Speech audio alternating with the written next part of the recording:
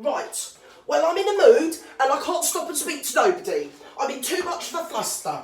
No, actually, I will stop and speak to you, VooTube, actually. Yes, I blimmin' well will. I'm not in a very good mood, you know, because I've had a number of Doom call meetings and I've had a number of those snail mails or whatever they're called, email things, and apparently, I haven't been doing my job fast enough.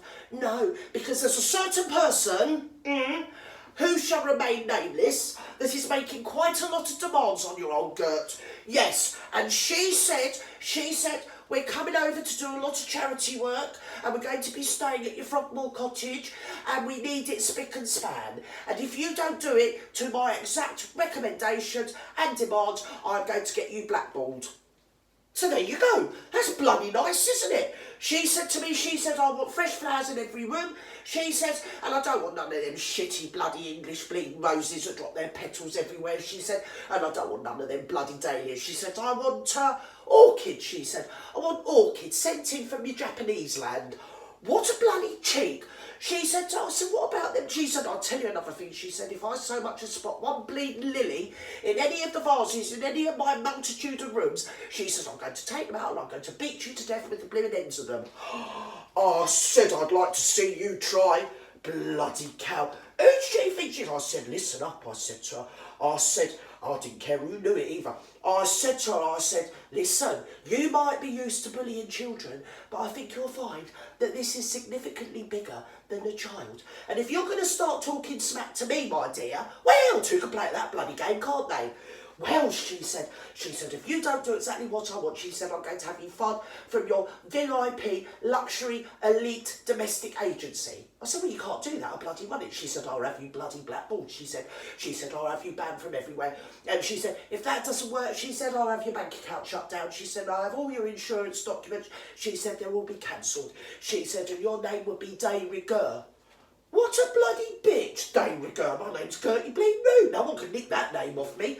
So yeah, she's coming over and she's in a high dudgeon.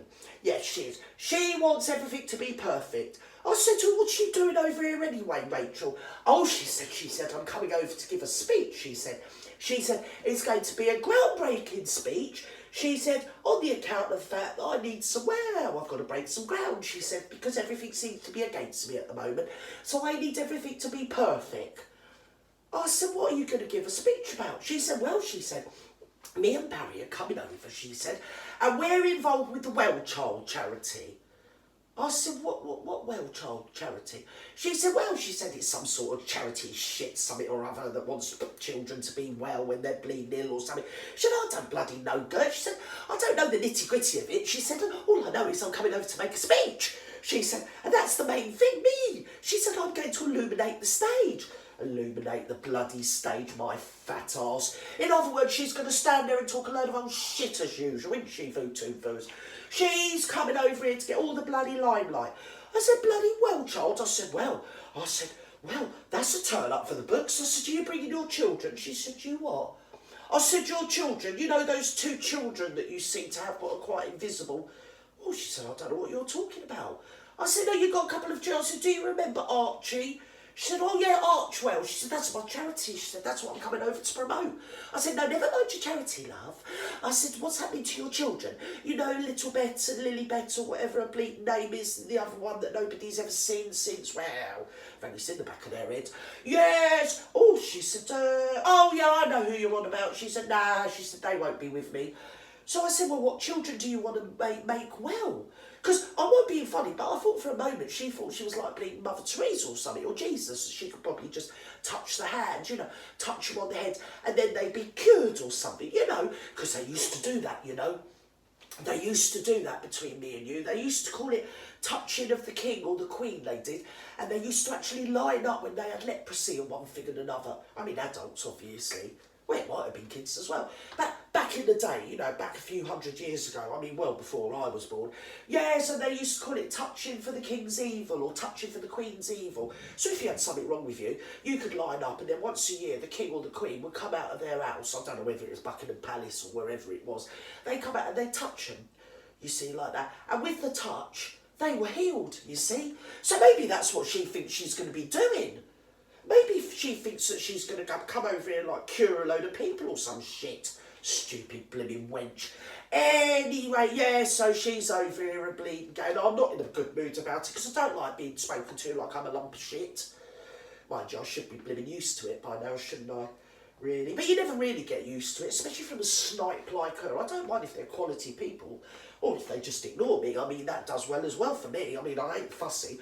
But she's so bloody demanding. And she thinks she can just bully people into getting exactly what she wants, doesn't she? Bloody well, child. Well, I'm not being funny. I did think to myself, I wonder where Charlotte's going to be that week. Because I think that Catherine and that William, they want to get her a bit tidy. They want to tuck her away. Because, I mean, well, if your Rachel's coming to town, anything could happen really, Voodoo Voos, couldn't it? I mean, literally blimmin' anything. Bloody children's charity, stupid blimmin' wench. She just wants to get up there and open her flapping gums again, doesn't she? Yes, she blimmin' well does. And she's bringing old Ginger Barry as well, a load of old shit. So that's me. I've got to work my bleeding arse off for the rest of the bloody week, and it don't matter what you do in her little pad, in her little bidou, whatever it's called. I don't know, a bijou or some bollocks she calls it. It's got about, well, I mean, if you've ever seen Buckingham Palace, it's about half the size of that, and she calls it a bijou bleeding cottage, stupid wench. Anyway, see you later. Oh, I mean, I'll keep you posted. I mean, that's if I even survive the event. I mean, the stress of it all might kill me too first, so you should feel a bit sorry for me, really. You know, I want to be a victim like Rachel. So anyway, bye, wish me luck, bye, Voodoo, bye.